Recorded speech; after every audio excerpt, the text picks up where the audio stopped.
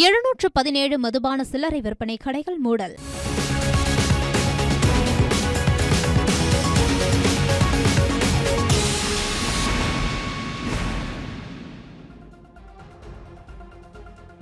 கர்நாடக வனப்பகுதியில் தமிழர்கள் 3 பேர் சுட்டுக் கொல்லப்பட்ட சம்பவத்தில் தொடர்புடைய வனத்துறையினர் மீது கொலை வழக்கு பதிவு செய்யப்பட்டுள்ளது. இந்த சம்பவம் அதிர்ச்சியை ஏற்படுத்தியிருந்த நிலையில் முதலமைச்சர் விஜய், திமுக தலைவர் ஸ்டாலின் உள்ளிட்ட பலரும் கடும் கண்டனம் தெரிவித்திருந்தனர். ஆணையத்தின் உத்தரவின் அடிப்படையில் காவிரியில் நீர் திறக்க வேண்டும் என்று கர்நாடக அரசிற்கு உச்சநீதிமன்றம் அதிரடி உத்தரவிட்டுள்ளது. தமிழ்நாட்டிற்கு காவிரியில் ஏன் கர்நாடகா நீர் திறந்துவிடவில்லை என்றும் உச்சநீதிமன்றம் கேள்வி எழுப்பியுள்ளது. இதனிடையே காவிரி மேலாண்மை ஆணைய உத்தரவை கர்நாடகா செயல்படுத்தவில்லை என்று புகார் தெரிவித்துள்ள தமிழக அரசு காவிரியில் உபரி நீரை மட்டுமே கர்நாடகா திறந்ததாக குறிப்பிட்டுள்ளது. காவிரியில் 12,000 கனஅடி தண்ணீரை விட அதிகமாக நீர் திறந்து விடப்பட்டுள்ளது என்று உச்சநீதிமன்றத்தில் கர்நாடக அரசு வாதிட்டது. ஆணைய உத்தரவுகளை முறையாக கடைபிடிப்பதால் இந்த வழக்கை விசாரிக்க எதுவும் இல்லை எனவும் கர்நாடகா குறிப்பிட்டுள்ளது. 1 லட்சம் வரை கடன் வாங்கினால் அதிகபட்சமாக 75,000 ரூபாய் வரை பயிர்க்கடன் தள்ளுபடி செய்து முதலமைச்சர் விஜய் உத்தரவிட்டுள்ளார். 1 லட்சம் ரூபாய்க்கு மேலாக பயிர்க்கடன் பெற்றிருந்தால் 35,000 ரூபாய் தள்ளுபடி செய்யப்படும் என்றும் பேரவையில் முதல்வர் விஜய் அறிவித்துள்ளார். தமிழக விவசாயிகளின் நலன் கருதி சுமார் 13 லட்சம் விவசாயிகளுக்கு 6,220 கோடி வரை கடன் தள்ளுபடி செய்யப்பட்டுள்ளதாக, கூடுதல் பயிர்க்கடன் தள்ளுபடியால் அரசுக்கு 953 கோடி ரூபாய் கூடுதல் நிதி சுமை ஏற்படும் எனவும் முதல்வர் விஜய் குறிப்பிட்டுள்ளார். இணைய வழியில் வருகையில்லா ஆவணப்பதிவு கட்டாயமாக்கல் நடைமுறையை முதலமைச்சர் விஜய் தொடங்கி வைத்துள்ளார். இதன் மூலம் பொதுமக்கள் பத்திரப்பதிவு அலுவலகத்திற்கு வராமலே எளிதில் சேவை கிடைக்கும் என தெரிவிக்கப்பட்டுள்ளது. அடுத்த ஆண்டு மார்ச் வரை புதிய மாவட்டங்களை பிரிக்க முடியாது என்று சட்டப்பேரவையில் அமைச்சர் செங்கோட்டையன் தெரிவித்துள்ளார். 3 ஆண்டுகளில் காலி பணியிடங்களே இல்லை என்ற நிலை உருவாக்கப்படும் என்றும் விவசாயிகள் பயன்பெறும் வகையில் நிலவரி ரத்து செய்யப்படும் என அவர் குறிப்பிட்டார்.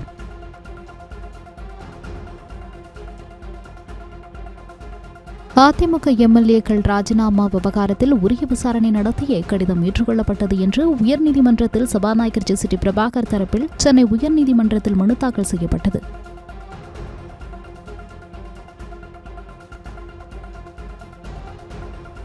தவிக ஆட்சி முதல் 100 நாட்களை நிறைவு செய்துள்ள நிலையில் சாதனைகளை பட்டியலிட்டு முதலமைச்சர் விஜய் வீடியோ ஒன்றை வெளியிட்டிருக்கிறார். ஒரு யுகத்திற்கான மக்களின் மனசாட்சி என குறிப்பிட்டு முதலமைச்சர் விஜய் அந்த வீடியோவில் பதிவிட்டுள்ளார். அதில் 200 யூனிட் இலவச மின்சாரம், பயிர்க்கடன் ரத்து உள்ளிட்ட திட்டங்கள் மற்றும் தவிக ஆட்சியின் சாதனைகள் இடம்பெற்றுள்ளன. சென்னை தலைமை செயலகத்தில் தாவேக அரசின் 100 நாள் சாதனை மலரை முதலமைச்சர் விஜய் வெளியிட்டுள்ளார். தாவேக அரசு பொறுப்பேற்று 100 நாட்களில் நிறைவேற்றிய திட்டங்கள் குறித்த விவரங்கள் அந்த மலரில் இடம்பெற்றுள்ளன.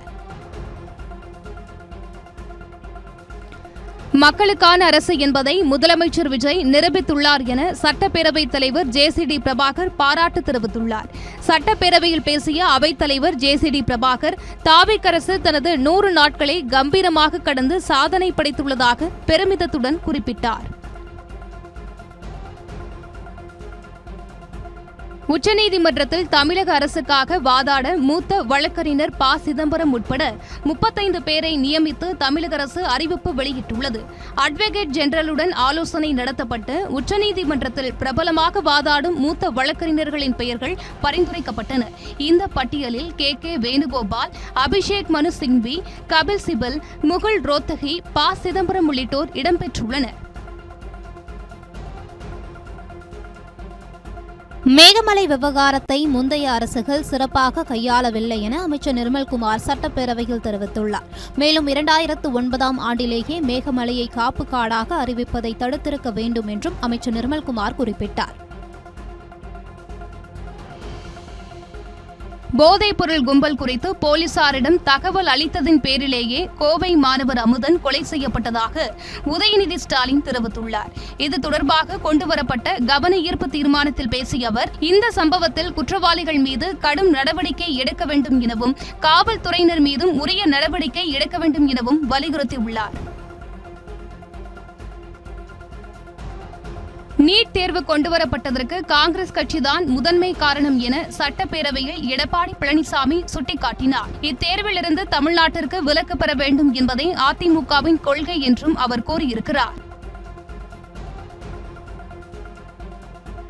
எந்த துறைக்கு யார் அமைச்சர் என்பதே தெரியவில்லை என எதிர்க்கட்சித் தலைவர் உதயநிதி குற்றம் சாட்டியுள்ளார். சட்டப்பேரவை வளாகத்தில் செய்தியாளர்களிடம் பேசிய அவர், போதைப்பொருள் புழக்கம் தொடர்பாக பதில் சொல்ல வேண்டிய அமைச்சர் சபைக்கே வரவில்லை எனவும் முதல்வர் விஜயை மறைமுகமாக சாடினார். சென்னை திருவொற்றியூரில் 12ஆம் வகுப்பு மாணவர் கொலை செய்யப்பட்ட விவகாரத்தில் ஆறுதல் கூறுவதற்கு சென்ற அமைச்சர்கள் ஆதவர்ஜுனா, ராஜ்மோகனை சூழ்ந்து கொண்டு பொதுமக்கள் வாக்குவாதத்தில் ஈடுபட்டனர். மக்கள் தொடர்ந்து முற்றுகையிட முயன்ற நிலையில் அமைச்சர்கள் இருவரும் காரில் ஏறி புறப்பட்டனர். சேலம் மேட்டூர் அணைக்கு வரும் நீரின் அளவு அதிகரித்துள்ளது. காவிரி நீர்பிடிப்பு பகுதிகளில் பெய்து வரும் மழையின் காரணமாக கர்நாடகாவின் கபினி அணையிலிருந்து உபரி நீர் மேட்டூர் அணைக்கு தொடர்ச்சியாக வருகிறது. அணையின் மொத்த நீர்மட்டம் 120 அடியாகவும் நீரிருப்பு 93.47 TMC-ஆகவும் உள்ளது.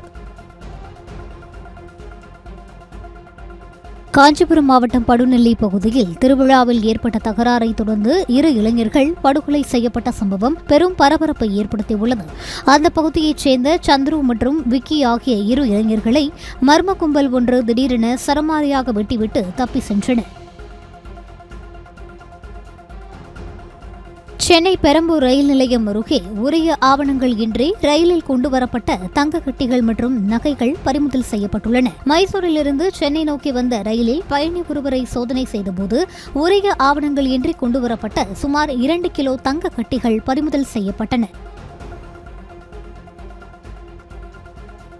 சட்டமன்ற தேர்தலில் சைதாப்பேட்டை தொகுதியில் திமுக வேட்பாளர் மா சுப்பிரமணியனுக்கு வாக்களிக்காதவர்களுக்கு நல்ல சாவே வராது என கூறிய திமுக அமைப்பு செயலாளர் RS பாரதிக்கு தவிக MLA சரவணன் கண்டனம் தெரிவித்துள்ளார். சென்னை துரைப்பாக்கத்தில் பேசிய அவர், மாநகராட்சி தேர்தலில் தவிக வெற்றி பெற்றால் ஒரு பக்க மீசையை மழித்துக் கொள்வேன் என RS பாரதி சவால் விடுத்துள்ளதாக குறிப்பிட்டார். தேர்தல் முடிவுக்கு பிறகு அந்த சவாலை நிறைவேற்ற RS பாரதி தயாராக இருக்க வேண்டும் என அவர் கூறினார்.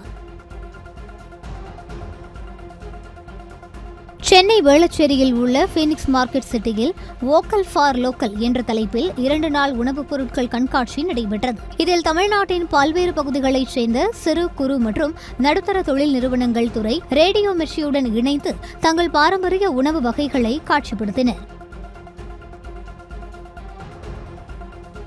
சிவகங்கை அருகே உள்ள கோமாளிப்பட்டி பகுதியில் கோமாளியம்மன் கோவில் திருவிழாவை ஒட்டி நடத்தப்பட்ட மஞ்சுவிரட்டு நிகழ்வில் காளை முட்டியதில் கல்லூரி மாணவர் ஒருவர் உயிரிழந்த சம்பவம் சோகத்தை ஏற்படுத்தியுள்ளது. கண்மாய் திடலில் நடைபெற்ற மஞ்சுவிரட்டில் 100க்கும் மேற்பட்ட காளைகள் அவிழ்த்துவிடப்பட்டன. அப்போது நிகழ்வை வேடிக்கை பார்த்துக் கொண்டிருந்த இடையமேலூர் பகுதியைச் சேர்ந்த கௌதம் காளை முட்டியதில் சம்பவ இடத்திலேயே பரிதாபமாக உயிரிழந்தார். தஞ்சாவூர் மாவட்டம் பாபநாசம் அருகே துணை சுகாதார நிலையத்தை மீண்டும் பயன்பாட்டிற்கு கொண்டுவர கிராம மக்கள் கோரிக்கை விடுத்துள்ளனர். சூழியக்கோட்டை கிராமத்தில் 2003ஆம் ஆண்டு கட்டப்பட்ட துணை சுகாதார நிலையம் கட்டிடம் பழுதடைந்ததால் மூடப்பட்டது. தற்போது சுமார் 5 கிலோமீட்டர் தூரம் சென்று சிகிச்சை பெற வேண்டிய சூழ்நிலை ஏற்பட்டிருப்பதாக மக்கள் வேதனை தெரிவித்துள்ளனர். திருவாரூர் மாவட்டம் மன்னார்குடி அருகே உள்ள பரவக்கோட்டை அரசு பள்ளியில் முன்னாள் மாணவர்கள் சந்திப்பு நிகழ்ச்சி நடைபெற்றது. இந்த நிகழ்ச்சியில் பல ஆண்டுகளுக்கு பிறகு ஒரே நேரத்தில் சந்தித்த முன்னாள் மாணவர்கள் தங்களது பள்ளி பருவ நினைவுகளை ஒருவருக்கொருவர் பகிர்ந்து கொண்டு மகிழ்ச்சியை வெளிப்படுத்தினர். இதனைத் தொடர்ந்து பள்ளியின் சார்பில் முன்னாள் மாணவர்களுக்கு நினைவு பரிசுகள் வழங்கப்பட்டது.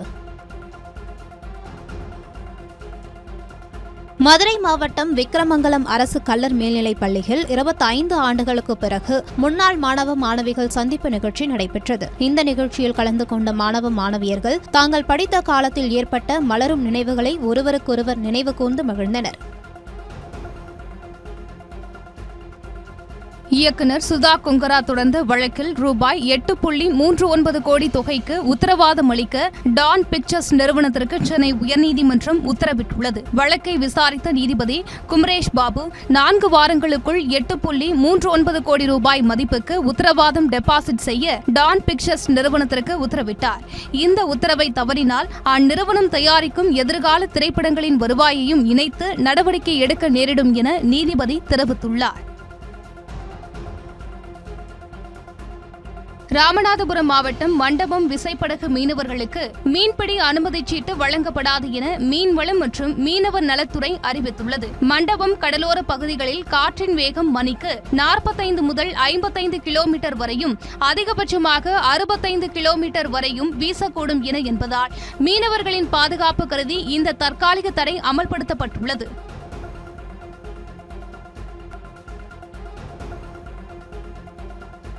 ஈரோடு மாவட்டம் பண்ணாரியம்மன் கோவில் வனப்பகுதியிலிருந்து வெளியேறிய கொம்பன் யானை திடீரென சாலையில் சென்ற வாகனங்களை வழிமறித்ததால் பயணிகள் அச்சமடைந்தனர். சாலையின் நடுவே யானை நடமாடுவதை கண்ட வாகன ஓட்டிகள் உடனடியாக வாகனத்தை நிறுத்தியதால் அப்பகுதியில் சிறிது நேரம் போக்குவரத்து பாதிப்பு ஏற்பட்டது. பின்னர் அங்கும் இங்கும் நடமாடிய கொம்பன் யானை மெதுவாக வனப்பகுதிக்குள் சென்றதை அடுத்து வாகன ஓட்டிகள் அங்கிருந்து புறப்பட்டுச் சென்றனர். கோவை மாவட்டம் சூலூர் பகுதியில் பூட்டியிருந்த வீட்டின் காம்பவுண்ட் சுவர் மீது ஏறி குதித்து வடமாநில பெண் தப்பி செல்லும் வீடியோ இணையதளத்தில் வெளியாகி அதிர்ச்சியை ஏற்படுத்தியுள்ளது. சிங்காநல்லூர் ஜிவி ரெசிடென்சி மற்றும் அதன் சுற்றுவட்டார பகுதிகளில் பூட்டியிருந்த வீடுகளில் பல லட்சம் ரூபாய் மதிப்புள்ள வீட்டு உபயோகப் பொருட்களை திருடியதாக 5 வடமாநில பெண்களை கைது செய்த போலீசார் சிறையில் அடைத்தனர். இந்த நிலையில் சூலூர் பகுதியில் வடமாநில பெண் ஒருவர் பட்டப்பகலிலேயே ஒரு வீட்டின் காம்பவுண்ட் சுவர் மீது மின்னல் வேகத்தில் ஏறி குதித்து தப்பி ஓடியுள்ளார். ஓணம் பண்டிகை முன்னிட்டு ஈரோடு மாவட்டம் ராஜாக்காடு பகுதியில் வசிக்கும் கேரள மக்கள் ஒன்றிணைந்து ஓணம் பண்டிகையை வெகு விமர்சையாக கொண்டாடினர். ஈரோடு கேரளா சமாஜம் சார்பில் நடைபெற்ற இந்த விழாவில் கேரளாவைச் சேர்ந்த பெண்கள் வண்ண வண்ண மலர்களால் பிரம்மாண்டமான அத்திப்பூ கோலங்களை உருவாக்கினர். தொடர்ந்து பாரம்பரிய உடையணிந்து வந்து பெண்கள் நடனமாடி மகிழ்ச்சியை வெளிப்படுத்தினர். இந்தியாவின் பொருளாதார வளர்ச்சியை விரைவுபடுத்த சீர்திருத்தங்கள் அவசியம் என நிதியமைச்சர் நிர்மலா சீதாராமன் தெரிவித்துள்ளார். புதுடெல்லியில் நடைபெற்ற பொதுத்துறை வங்கிகளின் மாநாட்டில் பேசிய அவர், வளர்ச்சியடைந்த இந்தியாவை உருவாக்குவதில் வங்கித்துறையின் பங்கு முக்கியமானது என்றார். வங்கித்துறையின் எதிர்கால பங்கு குறித்து ஆராய அரசு விரைவில் உயர்மட்ட குழுவை அமைக்க உள்ளதாக தெரிவித்தார். 2 நாள் மாநாட்டில் வங்கித்துறையினரால் முன்வைக்கப்படும் கருத்துக்களை இந்த குழு பரிசீலிக்கும் என்றும் கூறினார். குழுவின் பரிந்துரைகள் இந்திய பொருளாதார வளர்ச்சியை மேம்படுத்தவும் வங்கித்துறையின் எதிர்கால பாதையை தீர்மானிக்கவும் உதவும் என நிர்மலா சீதாராமன் தெரிவித்தார். தஞ்சாவூர் மாநகராட்சி பகுதியில் சாலை மறியலில் ஈடுபட்ட விடுதலை சிறுத்தைகள் கட்சியினருடன் வாக்குவாதத்தில் ஈடுபட்ட நபரை போலீசார் தாக்கிய நிலையில் பதிலுக்கு இளைஞரும் போலீசாரை தாக்கியதால் பரபரப்பு ஏற்பட்டது. விடுதலை சிறுத்தைகள் கட்சித் தலைவர் திருமாவளவனின் பிறந்தநாளை ஒட்டி தஞ்சை மாநகராட்சிக்கு உட்பட்ட பகுதிகளில் விசிகவினர் பேனர் வைத்தனர். அனுமதியின்றி வைத்திருந்த இந்த பேனர்களை மாநகராட்சி நிர்வாகம் அகற்றியுள்ளது. இதனை கண்டித்து விசிக கட்சியினர் மாநகராட்சி அலுவலகத்தை முற்றுகையிட்டு கோஷம் எழுப்பி ஆர்ப்பாட்டத்தில் ஈடுபட்டனர். சென்னை கொடுங்கையூரில் கோயில் திருவிழாவையொட்டி இளைஞர்களுக்குள் ஏற்பட்ட மோதலில் அரிவாளால் வெட்டி கொண்ட சம்பவம் பெரும் பரபரப்பை ஏற்படுத்தியது. சம்பவம் தொடர்பாக போலீசார் அப்பகுதியில் பதிவான சிசிடிவி காட்சிகளை கைப்பற்றி ஆய்வு செய்து வருகின்றனர். மேலும் போலீசார் வழக்கு பதிவு செய்து தப்பிச் சென்ற மர்ம கும்பலை தீவிரமாக தேடி வருகின்றனர். தூத்துக்குடியில் கணவர் பணியின் போது உயிரிழந்த நிலையில் 50 ஆண்டுகளாக நஷ்டஈடு மற்றும் ஓய்வூதியம் கிடைக்கவில்லை என 85 வயது மூதாட்டி மாவட்ட ஆட்சியர் அலுவலகத்தில் புகார் அளித்துள்ளார். தனது வறுமை நிலையை கருத்தில் கொண்டு நஷ்ட ஈடும் கணவருக்கான பணிக்கால ஓய்வூதியம் வழங்க நடவடிக்கை எடுக்க வேண்டும் என கோரிக்கை விடுத்துள்ளார். தூத்துக்குடி மாவட்டம் தருவைக்குளம் அருகே கடலில் தவறி விழுந்த மீனவரை 3 விசைப்படகுகளில் தேடும் பணி தொடர்ந்து நடைபெற்று வருகிறது. தருவைக்குளத்தை சேர்ந்த ஜான்சன் செவுள்வளை விசைப்படகில் 6 மீனவர்களுடன் கடலுக்கு மீன்பிடிக்க சென்றுள்ளார். இந்நிலையில் கடந்த 15ஆம் தேதி தருவைக்குளத்தில் இருந்து சுமார் 25 கடல் மைல் தொலைவில் மீன்பிடித்துக் கொண்டிருந்த போது தஞ்சாவூர் மாவட்டம் இந்திரா நகரை சேர்ந்த முத்துக்குமார் எதிர்பாராத விதமாக கடலில் தவறி விழுந்ததாக கூறப்படுகிறது. இதையடுத்து அவரை மீட்கும் பணியில் சக மீனவர்கள் தீவிரமாக ஈடுபட்டுள்ளனர். தற்போது 3 விசைப்படகுகள் மூலம் முத்துக்குமாரை தேடும் பணி தொடர்ந்து நடைபெற்று வருகிறது. கன்னியாகுமரி மாவட்டம் கொல்லங்கோடு அருகே மன்னன்குளம் தர்மசாஸ்தா கோவிலிலிருந்து சபரிமலை ஐயப்பனை தரிசிக்க 11,111 நெய் தேங்காய்களுடன் இருமுடி கட்டி ஐயப்ப பக்தர்கள் ஊர்வலமாக புறப்பட்டனர். ஆவணி மாத பூஜையை ஒட்டி நடைபெற்ற இந்த நிகழ்வில் மேலதாளங்கள் முழங்கவும் சரண கோஷங்கள் ஒலிக்கவும் பக்தர்கள் ஊர்வலமாக சென்றனர். வந்தே மாதரத்தை எதிர்ப்பவர்களுக்கு தங்களுடைய தாய் யார் என்றே தெரியாது என கேரள பல்கலைக்கழக துணைவேந்தர் கூறியது சர்ச்சையை ஏற்படுத்தியுள்ளது. திருவனந்தபுரம் அருகே RSS சார்பில் நடைபெற்ற சங்கல்பம் 2026 யுவ சங்கமம் மாநாட்டில் கேரள பல்கலைக்கழக துணைவேந்தர் டாக்டர் மோகனன் குன்னுமேல் பங்கேற்றார். பாரதம் நமது தாய் என்பதால் தான் பாரத மாதா என அழைக்கிறோம் என்றும் இளைஞர்கள் சுயதொழில் தொடங்க முன்வர வேண்டும் என்றும் அவர் வலியுறுத்தினார். தேசிய தேர்வு முகமை தனது தவறுகளுக்காக மாணவர்களை தண்டனை அனுபவிக்க செய்வதாக மக்களவை எதிர்க்கட்சித் தலைவர் ராகுல் குற்றம் சாட்டியுள்ளார். நெட் தேர்வில் ஏற்பட்ட குளறுபடிகளை தொடர்ந்து ஆங்கிலம், வணிகவியல், சமூகவியல் பாடங்களுக்கு மறுதேர்வு அறிவிக்கப்பட்டுள்ளது. இதற்கு கடும் எதிர்ப்பு தெரிவித்துள்ள ராகுல் காந்தி, பல மாதங்கள் தயாராகி தேர்வு எழுதிய ஆயிரக்கணக்கான மாணவர்கள் மீண்டும் செப்டம்பரில் தேர்வு எழுத வேண்டிய நிலை ஏற்பட்டுள்ளதாக அவர் தெரிவித்துள்ளார். உத்தரப்பிரதேசத்தின் பிரயாக்ராஜில் கனமழையால் கங்கை, யமுனை ஆறுகளில் ஏற்பட்ட வெள்ளப்பெருக்கால் ஆயிரக்கணக்கான மக்கள் கடுமையாக பாதிக்கப்பட்டுள்ளனர். சாலைகளில் படகுகள் இயக்கப்பட்டு வெள்ளத்தில் சிக்கியவர்கள் மீட்கப்பட்டு வருகின்றனர். மாவட்ட நிர்வாகம் சார்பில் உணவு, குடிநீர் மற்றும் மருத்துவ உதவிகள் வழங்கப்பட்டு வருகின்றன. ஒடிசாவின் மயூர்பஞ்ச் மாவட்டத்தில் கனமழையால் பரிபத அருகே உள்ள சுங்கடியா பகுதியில் சுமார் 50 மீட்டர் நீள ரயில் பாதை மூழ்கியது. தண்டவாளத்தின் கீழ் இருந்த மண் மழைநீரில் அடித்து செல்லப்பட்டதால் இந்த பாதிப்பு ஏற்பட்டது. மயூர்பஞ்சில் கனமழையால் புதா பலாங்கா ஆற்றில் வெள்ளப்பெருக்கு ஏற்பட்டு தாழ்வான பகுதிகள் நீரில் மூழ்கியுள்ளன.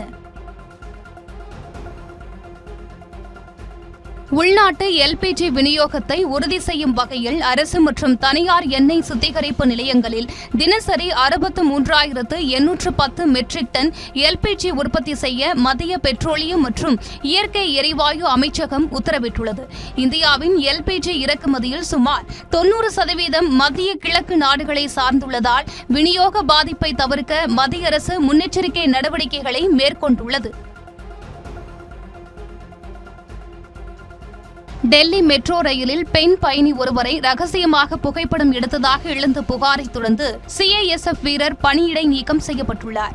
எய்ம்ஸ் மெட்ரோ நிலையம் அருகே இந்த சம்பவம் நடந்த நிலையில் பெண் பயணி தட்டி கேட்டதை தொடர்ந்து இருவருக்கும் இடையே மோதல் ஏற்பட்டதாக கூறப்படுகிறது. கூட்டத்திலிருந்து தப்பிக்க CISF வீரர் பனி துப்பாக்கியை காட்டி அச்சுறுத்தியதாக குற்றச்சாட்டு எழுந்தது.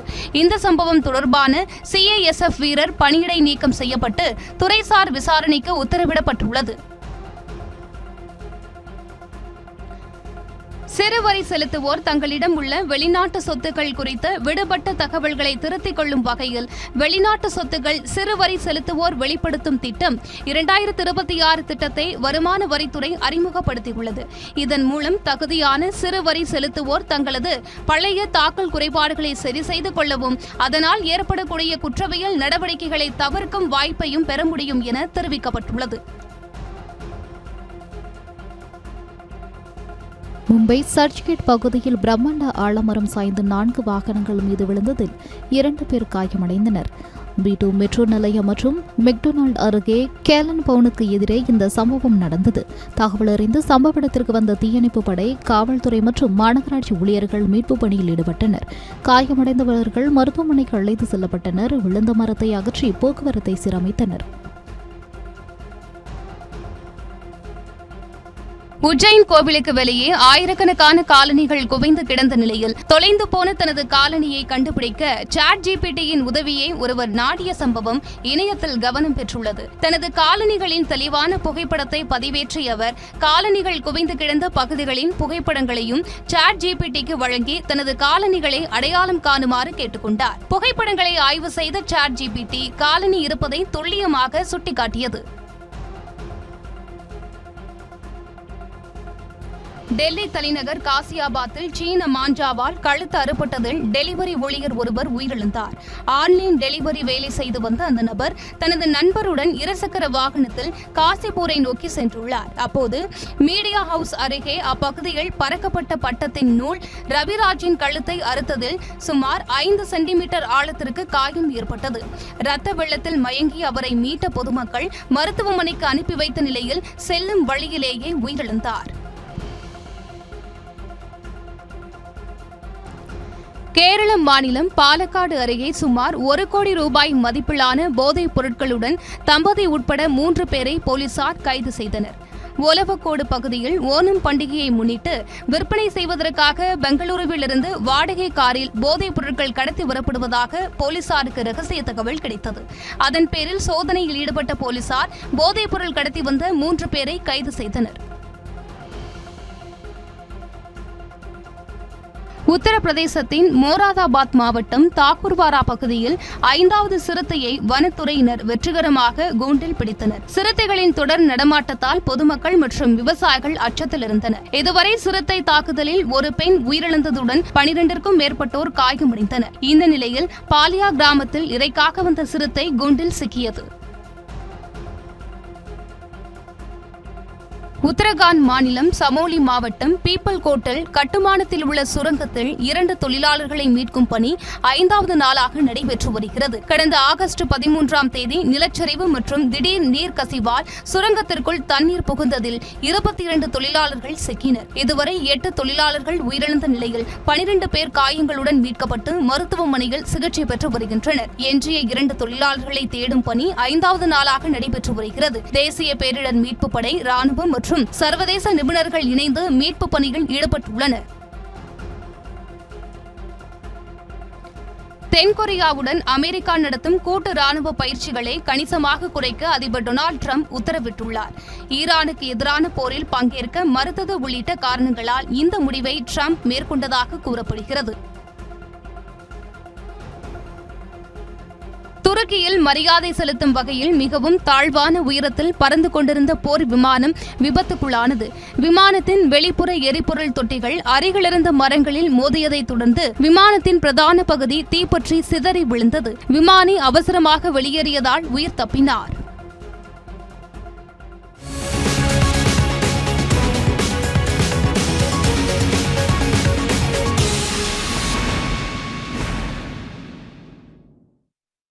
எழுநூற்று 17 மதுபான சில்லறை விற்பனை கடைகள் மூடல்.